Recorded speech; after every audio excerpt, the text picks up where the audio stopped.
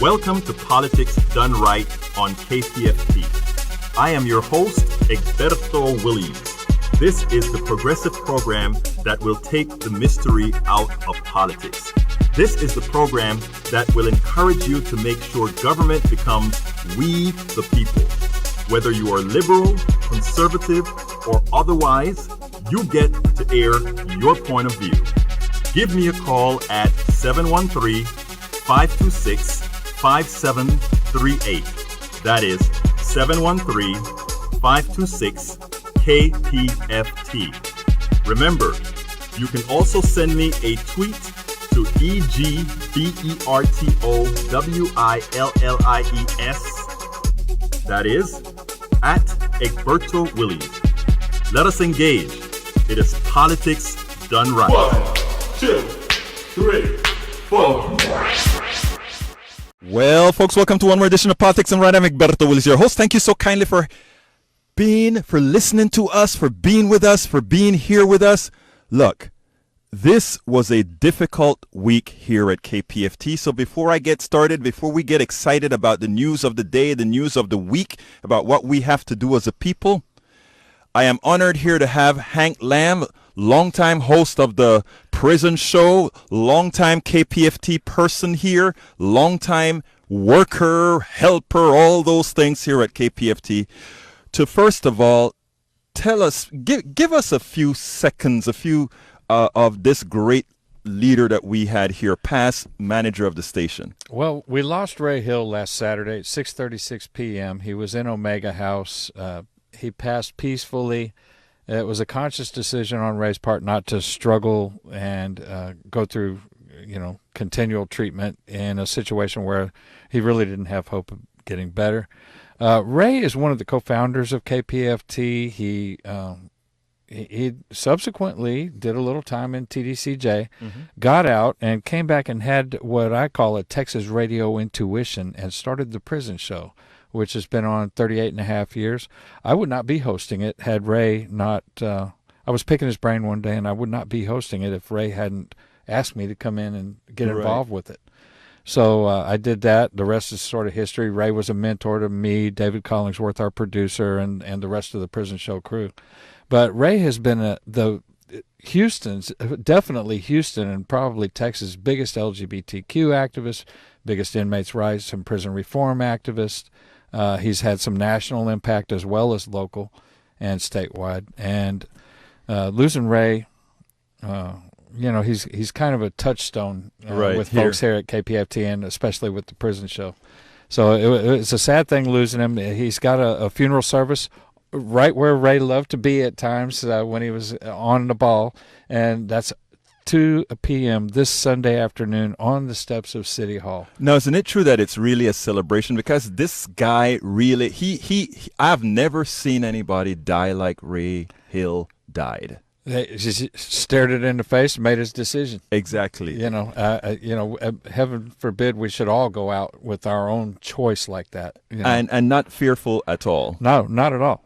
Not at all. He held court right up until he couldn't hold court anymore. Absolutely. So, well, look, power to you wherever you are, Brother Ray. We've got your back. Well, I think right now you got the public is invited. Come down to the steps of City Hall Sunday at 2 p.m. and Sunday at 2 p.m. City Hall. Say about this great man. Absolutely. And now you also have some announcements. I mean, it's Christmas times and Ray's going to want us to go on. Ray wants to make sure things keep moving. So tell us what you have in store, Okay, brother. so this Sunday we've got a little small event at Dan Electro's. The doors are at 2:30. Music starts at 3. We've got 5 acts.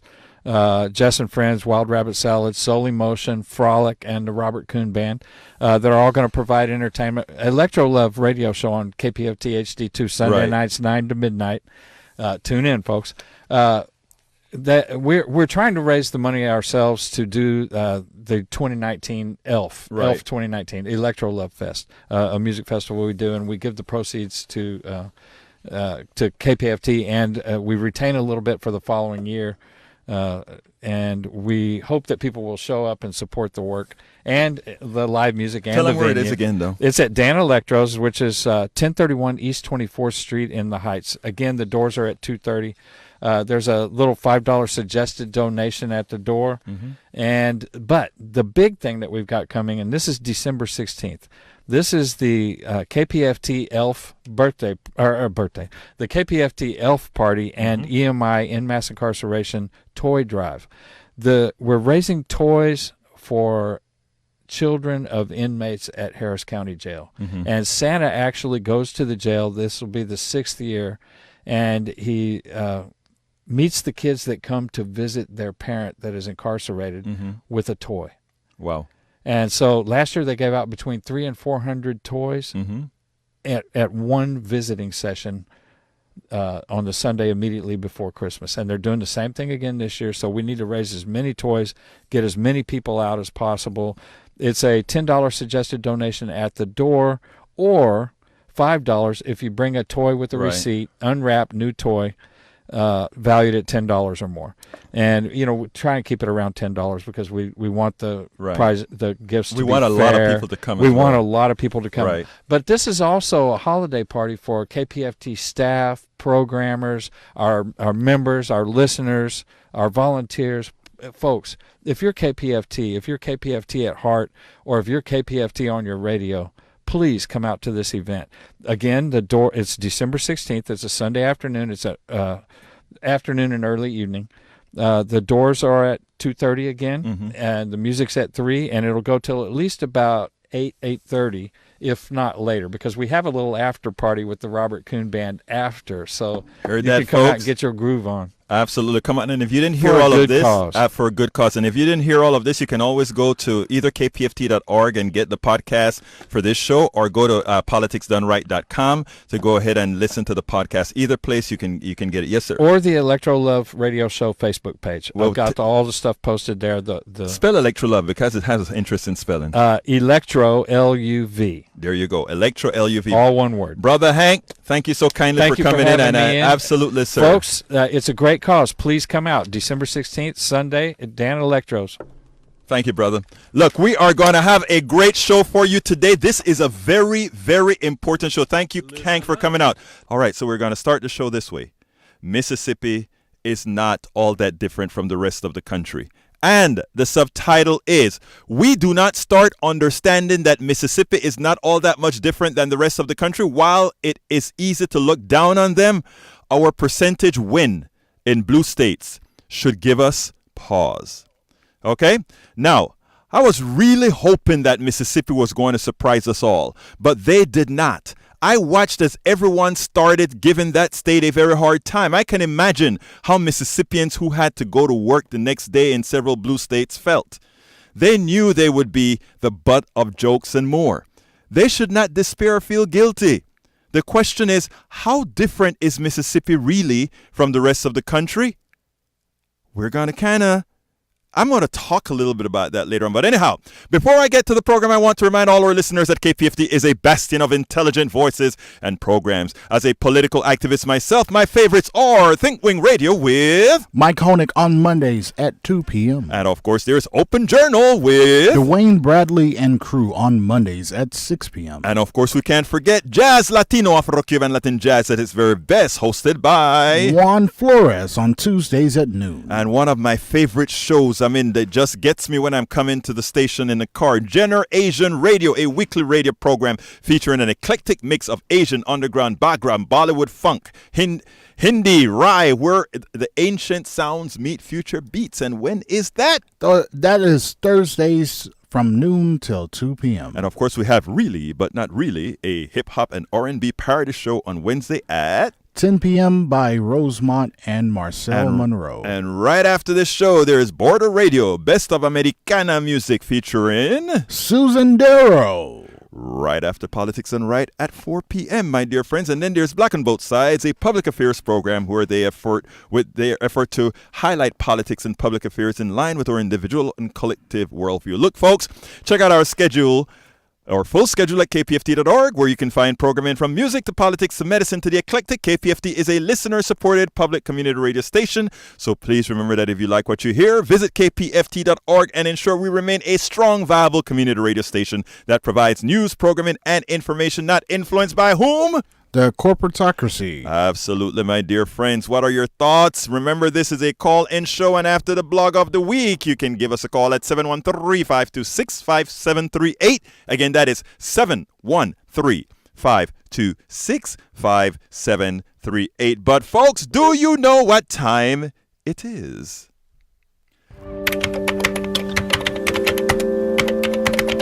It's time for the weekly blog post. Okay, folks, it's a touchy subject that I'm talking today. I'm a blogger. That's what I started doing after my professional career. It's all about blogging, then turned into radio. And one of the interesting things about it is while blogging, I was always a blogger. Nobody saw a face, a name, or anything. And the reason why is I didn't want what I looked like to qualify or classify what kind of blogger I was. So there's one thing that I decidedly stayed away from in the past, and that was race. As things got different and I came on to radio and otherwise, I made myself seen, of course, then. And somehow I started also to include that in some of the narratives because, like I always said, I am not a black blogger. I am a blogger who is black. I am not a black radio host. I'm a radio host who happens to be black. There's a difference, meaning I talk on every single topic, every single subject, not to be restricted to anything like what happens many times in this domain, if you will. Anyhow, the title of the show today is Pathology Explained. Why poor whites support Trump and right wing. Notice I said poor because wealthy ones, educated ones, etc., that is a choice. And many times that is a financial choice. My money goes further with Trump because he's going to extract and give it back to me. So there are two kinds of folks who vote for Trump. But the ones I'm concerned with, the ones that I am more, what I feel a symmetry with, are my poor white brothers and sisters, specifically those in Appalachia and otherwise, because I tell you, I feel from those brothers and sisters. Okay, so hear this. There are various reasons why many poor whites support Donald Trump and the right wing. It is not as simple as just racism or fear. I know there's a lot of studies that came out. And all these studies, a lot of elitists would come out and tell you, well, for all you guys who are saying is economics and all of that, it is race. A lot of it has the undercurrent. But for somebody who preaches race as a social construct, I have to be consistent and I have to make sure that my narrative doesn't go against scientific views, doesn't go against studies. And I think so far this is a particular good job of that. But anyway, there's a perfect narrative that the right wing has honed in on that explains the pathology. The thing is, countering that narrative is not difficult once one earns their trust. The thing is, progressives can reach these people. How do I know? Even a black man who many of them fear have been able to entertain conversations with positive outcomes.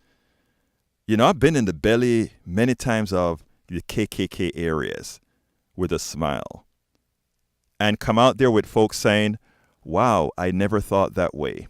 I was out there in West Houston when the Tea Party just got founded and formed and some of the, well, suffice it to say, we made progress because there's a certain way that has to be done. Progressives can be a positive force in solving the pathology of poor whites voting against their interests. The thing is not difficult. It requires humility and listening. I was disappointed right after the overt racist Cindy Hyde-Smith won. It will be foolhardy to believe that a woman who overtly supported voter suppression, joked about sitting in the front row to a lynching, and takes pictures with a Confederate objects claiming it was Mississippi at its best become U.S. Senator is a Southern or Mississippi phenomena and not a deeper national problem. We owe Donald Trump a huge thank you. Really? Yes. He has forced the country to realize that beneath that smooth, healthy-looking skin, this presumed melting pot had become is an infected, foul, diseased flesh. Let's rip the scab off completely, disinfect the wound, and get on a regimen of a potent broad spectrum antibiotic. It is more about the electors than the elected. Remember that most politicians are empty suits, catering to what they believe people want to hear. I usually say empty vessels. I hope we concentrate on the masses and not the empty vessels. Yes, there are some leaders like Trump who triggers, but it's the people that have to be changed, given a sense of morality and more. We get some of the worst instincts of people who are zombied to the church. Having faith can be good, but it can be detrimental, and indirectly that is what is happening. A continually immoral church gives standing to the behavior because the ill-informed pew believes they are justified for their vote. So it's not only about you can be racist and still do the right thing, right? But you do the wrong thing if you think that your racism, however, is justified and moral and biblical. But it is even more than that, as I explained in the piece that Don is going to play in a minute. It has to do with how you address the convenient boogie person and why it works. Once we make the case that the masses all are in the same boat, and we start doing more listening and framing our message to their needs, success for sure is plausible. Don, could you play that piece for me? This I got into a mode right after the election, and this is what I recorded, and I wanted to get it exactly as the flavor that I had it. So let's go with that. Thank you, Don. I honestly don't think are bad people. I listen to the reverends, many of the preachers speak to their pew. I put on my site, right, a little message that said, "It will be foolhardy to believe that a woman who overtly supported voter suppression, joked about sitting in the front row to a lynching and takes a picture with Confederate objects, claiming it was Mississippi at its best becoming U.S. Senator is a Southern or Mississippi phenomena and not a deeper national problem. We actually owe Donald Trump a huge thank you. He has forced the country to realize that beneath that smooth, silky looking skin, this presumed melting pot had become is an infected, foul, diseased flesh. Let's fully rip the skin, the scab, disinfect the wound, and get a pregnant regimen of a potent broad spectrum antibiotic. It is more about the electors than the elected. Remember that most politicians are empty suits catering to what they believe people want to hear. I hope we concentrate on the masses and not the empty vessels. And by concentrating on the masses, what I'm really trying and hoping for is for people to start having honest discussions about this stupid thing called race, right? Because it's a social construct that it's used to really destroy, deny, all that good stuff. And for those who think that it's only the people of color that are affected by racism and all of that, that's not the truth. The reality is everybody is. You know, it doesn't matter who you are because it is used to control. I would actually say racism is actually used to really afflict pain, what I called acceptable pain on a large group of people in this country. And I'm going to give you an example, right? Let's go ahead and look at a place like Appalachia. Mostly white, okay? In all these mountains and all that sort of stuff. If you notice when I do my shows, I usually say we would have really been able to control this system when we unite the barrios, the ghettos, and Appalachia. And the reason I say that is when you can get black folk, Latinos, white folk. You got a lot of bass in this. Working together and finally realizing race is a stupid construct. It doesn't make any sense. It was designed to divide and all that kind of stuff. When you can really say that, right? Those people that are pushing those messages in order to divide fail. And then you can really start attaining the things you really want to do. And I want to use Appalachia as a good example, right? Do you think you could keep a people oppressed as they are in those parts of the countries? And, you know, people say, oh, are they really oppressed? Oh, yeah, let's look at what happened with GM. GM just closed the plant, right? They just closed a plant that Trump earlier said, this plant would never close, don't sell your homes, and we're bringing more jobs. We all know that was crap. We all knew that. But those people in Appalachia bought it up. And not only did they buy it up, But he used other cues on these guys about jobs and how things were going to go, right? So how do they keep these people in check? They keep them in check by letting them know this big mass of folk. They can look at them and say, at least you have it better than the other, right? And they've been telling these people this for a very long time. The people in Appalachia have been hearing, things are bad, things are bad, things are bad. But at least you're not black. Things are bad, things are bad, things are bad. But at least you're not native. Things are bad. All this inculcated in their minds is that things could be worse. But here's the kicker.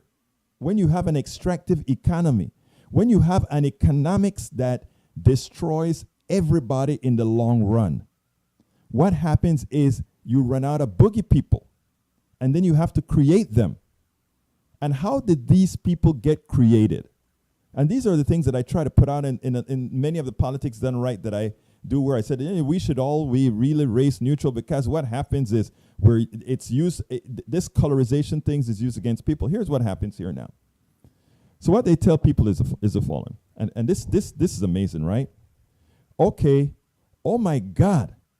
Those people in Appalachia can now see Oprah Winfrey. They can now see Johnson, these billionaires. They can also see all these other sucks. There's TV and the internet now, right? So in the cities that are doing much better than the rural areas, which is where their core lives, these people are doing pretty well. How are we going to continue to keep Appalachia in check and still voting for us? How are we going to keep these people that we are pilfering? How do we keep them? Here's the magic. Create the new boogeyman. And the boogeyman is the other. And you bring back out that hate. The reason you are doing bad is because those other people are taking an unfair share, a share that belongs to you, your birthright. Your birthright is being taken. And when you start to tell somebody that there are these other people taking your birthright, man, do they come out and vote. Man, everybody, when Beto was running, Beto O'Rourke, great candidate out here running. And, he's doing great in the election, right? And actually, I think Beto was really ahead. And people said, Donald Trump came to Texas and he really damaged Ted Cruz and all that kind of stuff. I'm telling folks, no. Don't believe that. Donald Trump didn't come to Houston to try to get Houstonians to vote for Ted Cruz. Donald Trump knew that Harris County was up for grabs. He knew that. Ted Cruz won Harris County. Donald Trump also knew, however, that this was a big media market and that our shows get to every single rural part of this country. And those are the people he was talking to. He wasn't talking to Harris County. Hell, a lot of the people in that stadium drove in from all these rural counties out there. And then they were going back with a message. They saw their master. They saw Donald Trump. And this is what we have to do. A friend of mine who live in the rural areas called in and he said, you know what, man? I have never seen people voting like this before. Well, that's great. We want people to vote. Everybody we want to vote. But he had not seen people voting like this before. People were voting out of fear. People were voting that their birthright was being taken. Again, people are bad. It's that people are inflicted with messages. And these messages are telling them that it's existential. Okay, folks, I hope you got that. Don says we had it was kind of bassy, but I hope you got that. Now, I'm going to the phones and then we'll continue. But, folks, this is a call-in show, 713-526-5738. Again, that number is 713-526-5738. We have several lines open. I'm going to start with Tag. Tag, come on in.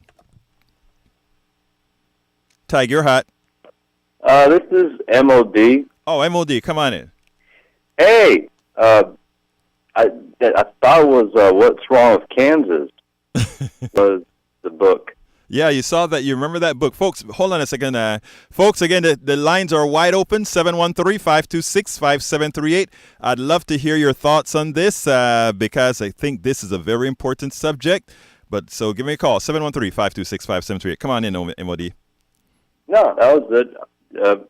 Three things that shouldn't have anything to do with politics. When Junior Bush was running, and was that stem cell, same-sex, and abortion, I think. Right. So that's the narrative they used then, right? Right. That is a social narrative, right? But I mean, the other thing about it is the social narrative runs out of steam. I mean, they got their judges. They're going to get their judges. Roe versus Wade is never going to be overturned. What is going to be done is restricted because that is John Roberts on the Supreme Court is unlikely to do anything to really make too much of a social change. So that is in my opinion. Now, when it comes to how do you get these people, however, the people that are most negatively affected by Trump policy aren't those folks who are activists and fighting right now. You know, we live in these cities, and these cities are doing okay right now. The people that are getting, let me give Americans a very good example, okay? The people that are most against the Affordable Care Act are those folks that live in rural areas. They hate it, or they think they hate it, right?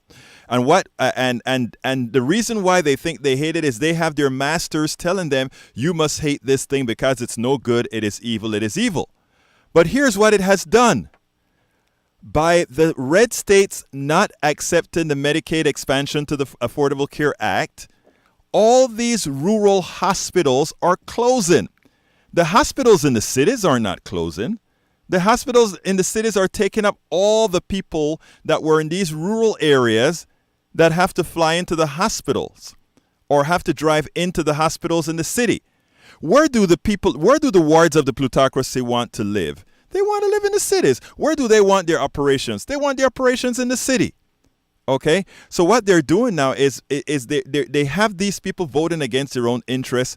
And the thing about it is, how do you get to these folks to inform them of this? I mean, there's nothing you can tell them, because what happens is, as I mentioned in the audio that I just get there, is they create these boogie people to take their eyes off of the ball. Right, but do you think when that was that narrative then, and the Rust Belt, when DNC didn't do nothing up there, and they're decimated also, and then those were the parts of the country that voted for Trump. Mm-hmm.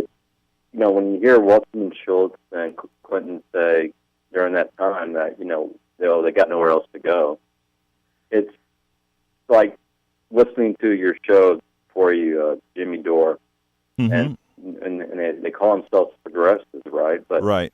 They have caviar and champagne. Exactly. And they reach down here and they take out Laura, and they stand up Lizzie, I think.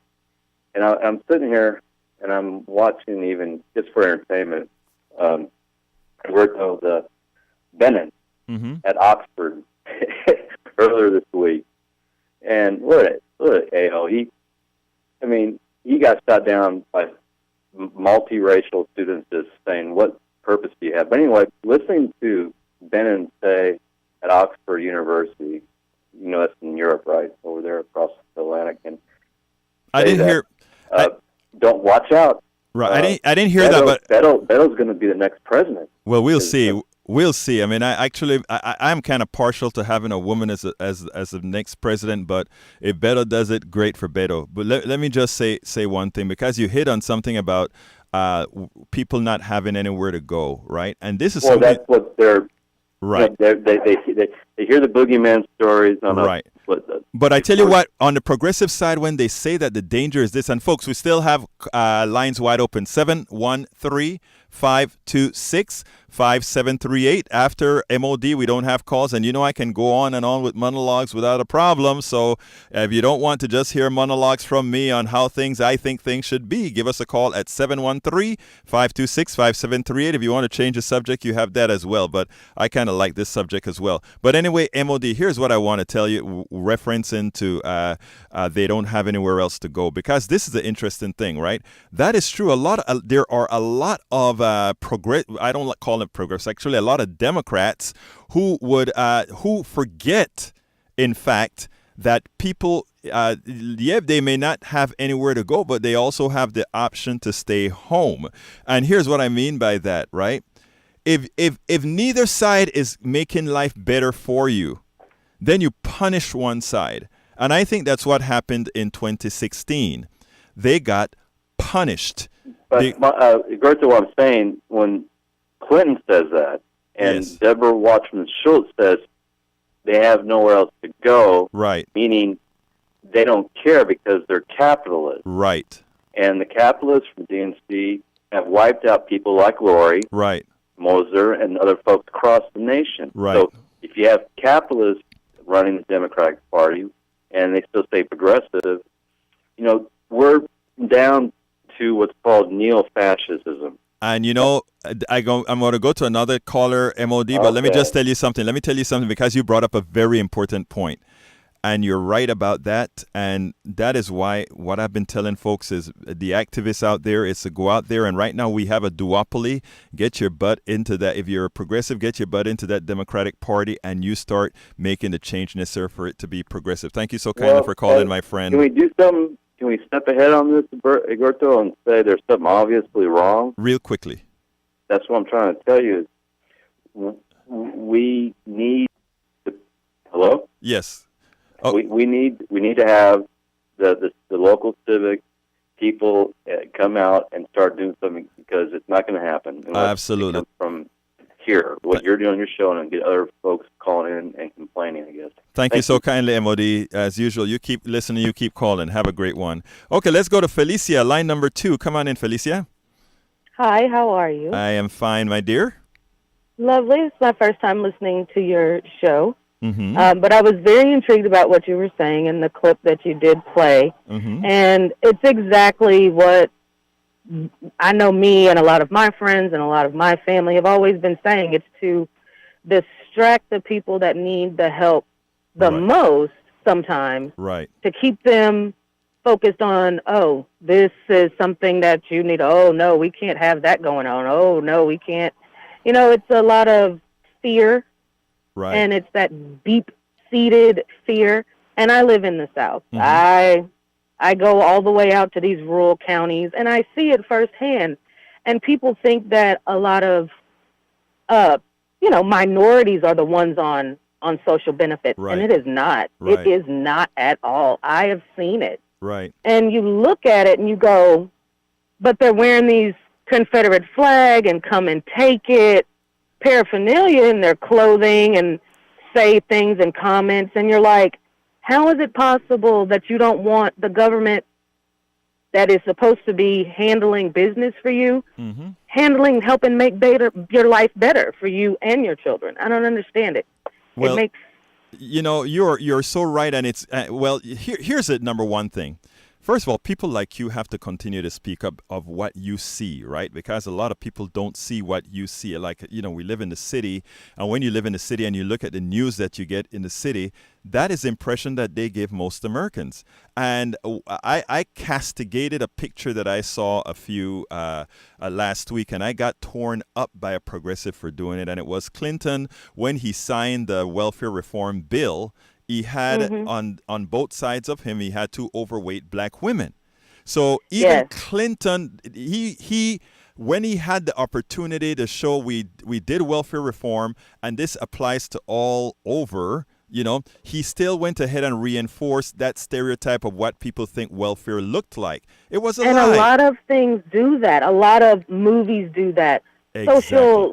Social things, not just social media, but look, it's hard, extremely hard being a educated black female in the South. Right. It's very hard. Right. Sometimes it can be very hard because I'll be standing next to someone, and someone that is of a different background, maybe Caucasian, but it is very hard. That's how the way they know how to relate. They'll walk up to that Caucasian person and go, "Hi, how are you doing? It's lovely to meet you." But they turn to me and go, "Hey, girl." Right. No, it's not. That's just the way they've been taught. Right.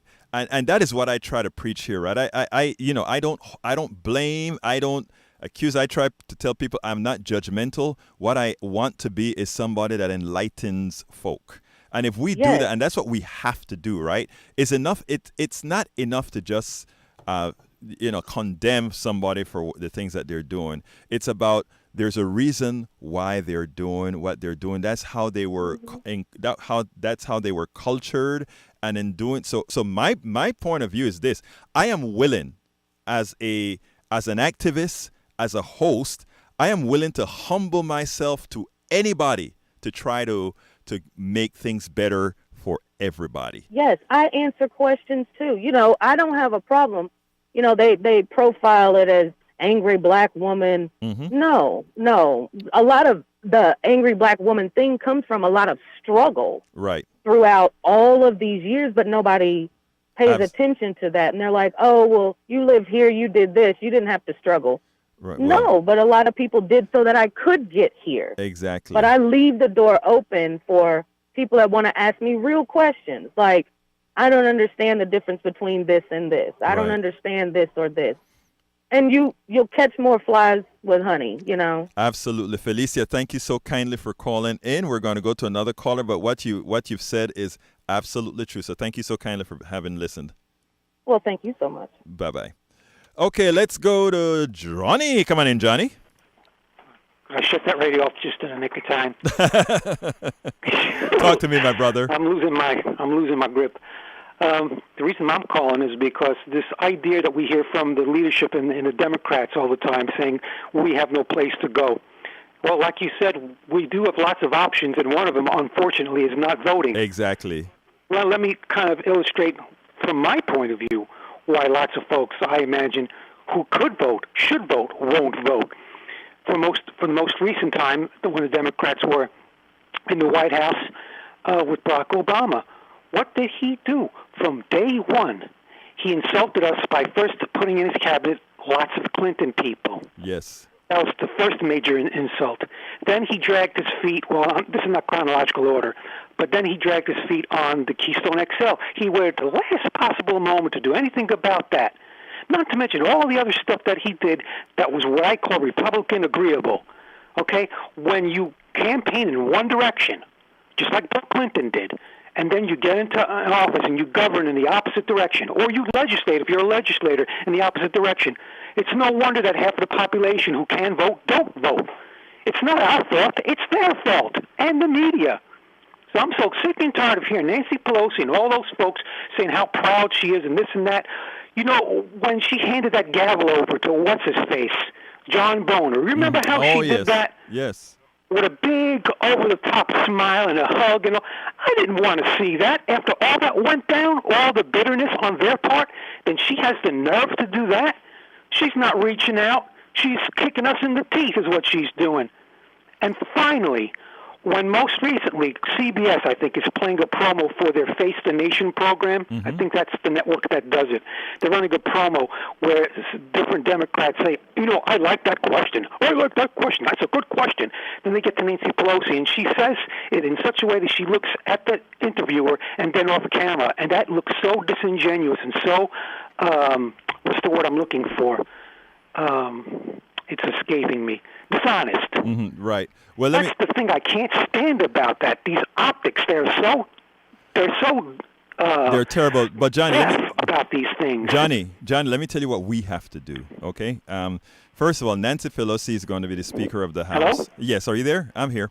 Yeah. Let me stand by the door. Go ahead. Great. Nancy Pelosi is going to be the Speaker of the House. What activists have to do going forward, right? There are certain things that we want as we move forward, and that is the biggest one right now is Medicare for all. Right now, they're all. First of all, if you listen to Tom Hartman on Friday, you'll hear that he's talking about an organization that got created to start marketing against Medicare for all. we have to be ready for that. Likewise, we heard Nancy Pelosi not come out in support of Medicare for all. We have to make sure that the Progressive Caucus gets funded and gets its will in the Democratic, in the House of Representatives going forward. We have a lot of work to do. A lot of people think, well, if these neoliberals that are in Congress don't want Medicare for all, we won't have it. No, here's what the real answer is. We don't care about the neoliberals. The neoliberals will know that unless they support Medicare for all, they're gone. If you take a look at Kamala Harris and Code, all these guys came out in favor of it. Whether they're going to push for it or not, I don't care what they say. We're going to make sure that they do. You are going to make sure that they do. Me? What scares you? It's that we have people like Alexandria Ocasio-Cortez and folks equal to her going into Congress for the first time, and I'm afraid that they're going to be deluged night and day. They will. From the left, from the right, from the bottom, from below, I from wrote, the side, everywhere, constantly by these lobbyists and lobbyist-type people in order to modify them and scare them into being submissive. Let me stop you. That's what I'm afraid of. But don't be. I spoke to Ocasio-Cortez personally, okay? I spoke to Ocasio-Cortez at Netroots Nation. And Ocasio-Cortez is one of the strongest idealists that's got elected to Congress. The thing about it is she also has her posse, right? She's a 29-year-old firebrand. We have to stay in touch with her. I tell you one thing, Politics Done Right is in touch with her folks all of the times. And I tell you one of the things that I am going to, I've already told one of their folks already is we are going to be watching. We will be watching their moves, and we will be ready for every move that they make. And it means that we have to have your back in, Senor Johnny, and everybody else that's listening to our voice right now. All you progressives are going to have a lot of work to do. It's not going to just happen. This time around, we're going to keep our eyes wide open, and we're not going to give anybody the benefit of the doubt. Johnny, I got to go to some other calls. Well, before I hang up, I'm just letting you know that I'm not giving up. As long as I'm around, I can breathe air. I'm standing above ground. Brother, I know. I intend to continue sending financial support every once in a while, not only to Ocasio, but also to Abrams, even Absolutely. though she didn't make it in the governor's race. But our group is doing some good work with voter suppression. Yes, I want to contribute to that, and I'm also going to send them my voter demand list for the ones who won as well as the ones who didn't. I love what you did, brother. You keep it up, Johnny. Keep up the good work, okay? And let's try to recruit volunteers who can travel out of state, and maybe recruit those who can't but can be subsidized to do so. Thank you so kindly, Johnny. Have a good one, brother. Okay, let's go to Cheryl, line number 2. Come on in, Cheryl. Hey, thanks, Egberto. I was wondering I'm just hearing various debates, and I think it's time for somebody, and you're a good person to do it, to do a quick little paragraph talk about the difference between single payer, Medicare for all, and universal health care. Okay, let me do that, and thank you so kindly for that question, okay? Yes. First of all, universal health care can be single payer. Medicare for all can be single payer. Here's what it really means. Right now, our system is bastardized. What it means is that we have several different companies paying a bill. So let's say you go to get get support from a doctor, get it taken care of by a doctor. That doctor has to figure out which insurance company or which entity, Medicare governmental entity or insurance entity, is going to pay him for serving you. What that means is that doctor's office has to have staff in to talk to all these different people who have different rules on how to pay a bill. Now, you can actually have Medicare for all that has that same problem. So Medicare for all does not have to be single payer. In fact, that's why whenever I write about this issue, I write about single payer Medicare for all. In other words, Medicare for all simply says absolutely everybody has a right for health care, and they will have health care. That's Medicare for all. Now, universal health care says we try to cover everybody, but it is all based on cost, right? You're going to have to, you don't inherently have health care. You still have to go out there and buy it, which means also that you can choose not to buy it. Universal health care doesn't mean you have health care. It means everybody can have health care. Medicare for all means by being in this country, you have health care. So what we really want is single payer Medicare for all, meaning whenever that doctor needs to get his bill paid, he goes to the administrators of Medicare for all and gets a bill. One person to contact or one entity to contact to get paid for the service every single American and resident is entitled to. Did I make that clear enough? That's interesting because it's not exactly the answer that I thought was correct. Okay. And I trust you more than me, so I just have clarifying questions. So it's interesting that Medicare for all is the one that you are implying is the most comprehensive, because there's so many people now with the current Medicare system that say, oh, Medicare, Medicaid, whatever doesn't cover that. And I had always thought universal was the most comprehensive. I love that you asked that. Here is what they did. They bastardized Medicare for all. We are not talking Medicare as you know it right now only, okay? Right now, Medicare as you know it, there's Medicare Part A, Medicare Part B, Medicare Part C, Medicare Part D, and also there is Medicare Advantage. I don't remember which one is that, but Medicare Advantage is where it costs more, but it's where they bring in private insurance companies to run Medicare itself. What we say we want is single payer is going to remove all that crap that I just said about Medicare, right? Because now it's going to be Medicare for all. Medicare for all means Medicare applies to all, period. And as far as payment is concerned, here's it, my friend. It comes out of general fund. And what it means then is health insurance is paid out of taxes, and you pay taxes based on the kind of income you make. So if you make a little bit of income, you only pay a little bit of taxes. If you make a ton of income, you pay a ton of taxes. And out of that fund is what health care is paid for, and everybody is entitled to health care, no matter their status, their economic status in life. Is that clear? Very. Thank you. Thank you so kindly for calling in, Cheryl. Please keep listening. Please keep calling. All right, we're going to jump to William real quick. William, come on in. Okay, I just signed up for Social Security. Yes, sir. And I've been trying to figure out this Medicare thing. And I talked to somebody at one of these, 20 companies that keep sending you literature. Mm-hmm. And he said what I need is Medicaid. Right.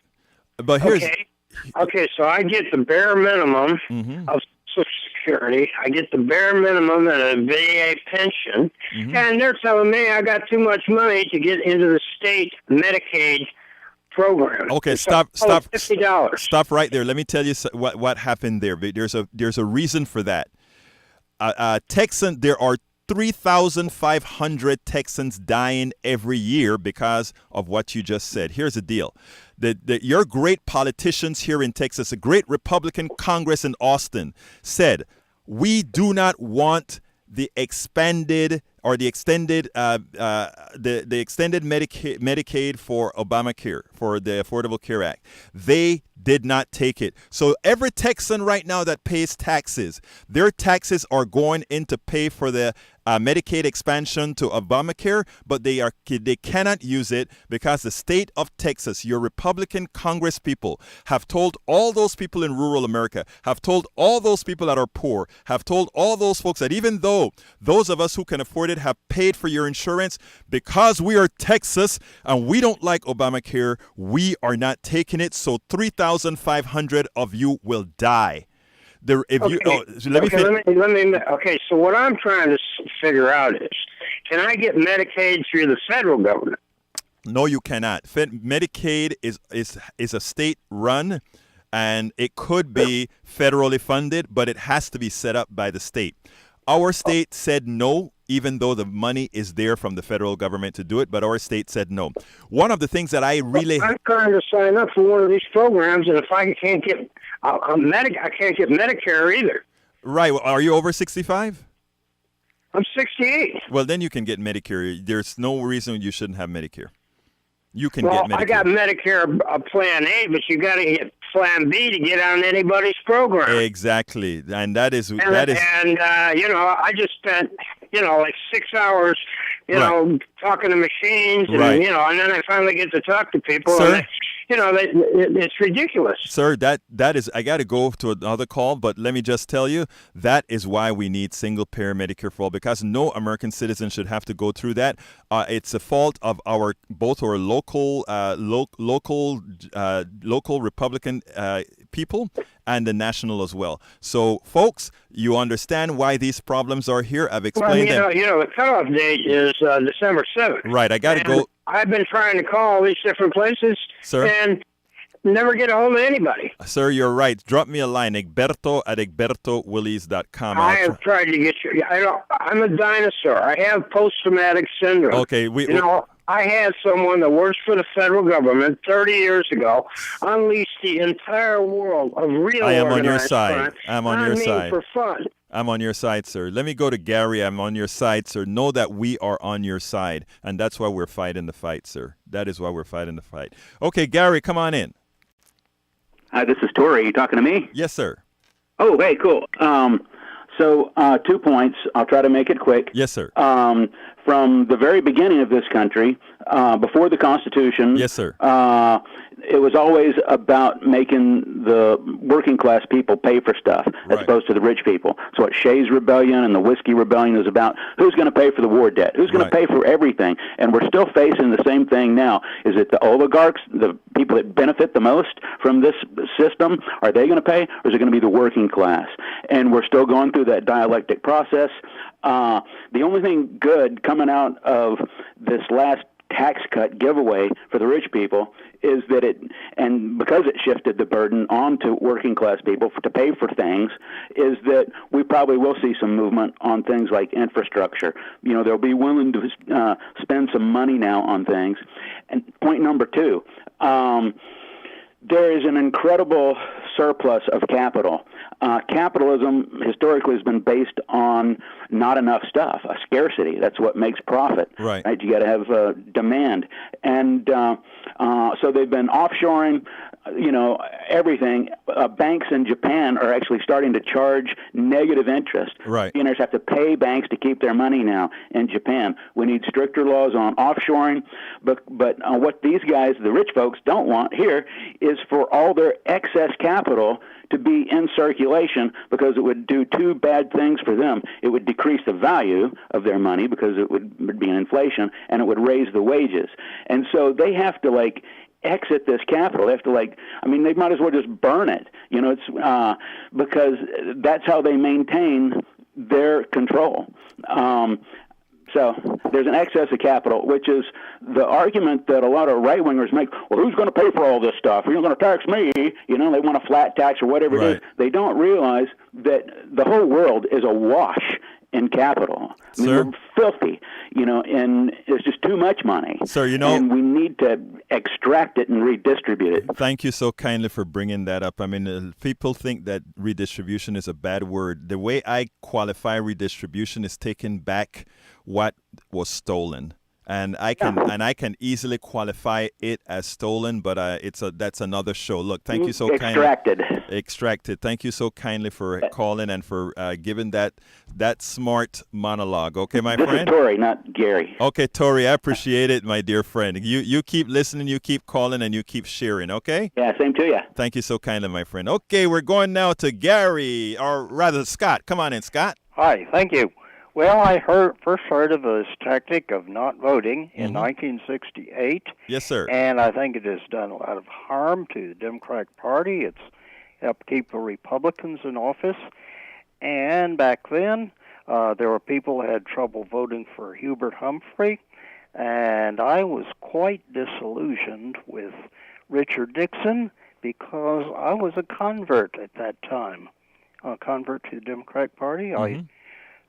I think the last presidential candidate I was really enthusiastic about was Barry Goldwater, but I began to flag on him by the time October came around. Since then, I think I've been rather businesslike about choosing Democrat presidential nominees, and don't expect them to satisfy me in every way. But you're still going to vote? Of course. Absolutely. Yes, I voted I certainly voted this last November. I voted in August on that. Was it the Harvey? Right. I know. And I will be voting next November, city and school board elections. Absolutely. Now, let me tell you something, Scott. There are a lot of people who, look, when we talk about people not voting, we're not talking about people like you or me or Don or anybody else, right? What we're talking about are about people that, they don't feel that urge to vote because as far as they are concerned, whether a Republican or a Democrat takes office, life seems to stay the same for them. And to some extent, some of them are actually right.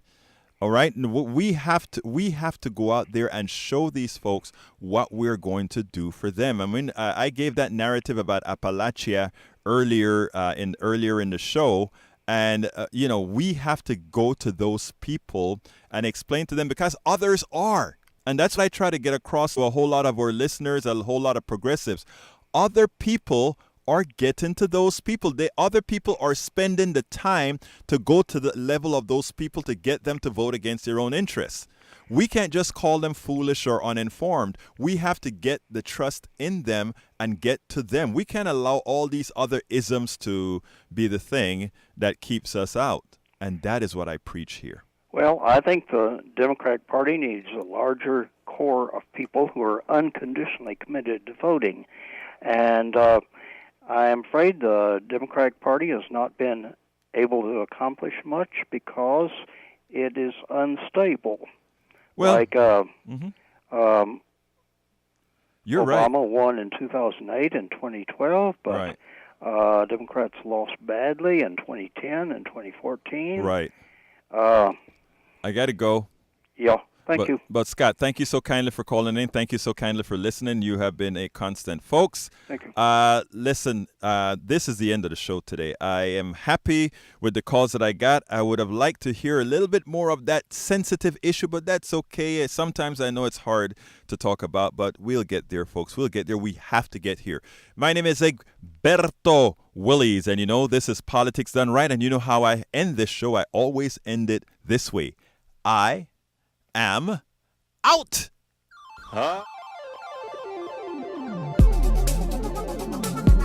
Thank you very much for listening to Politics Done Right. I am your host, Egberto Willies. You can personally reach me by sending an email to egberto@politicsdoneright.com.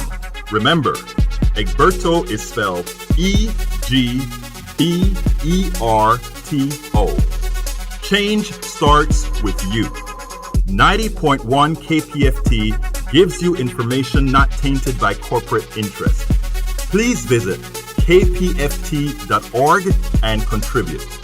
Let's ensure continued access to real information and news remain available to all. Again, thank you very much for listening to Politics Done Right.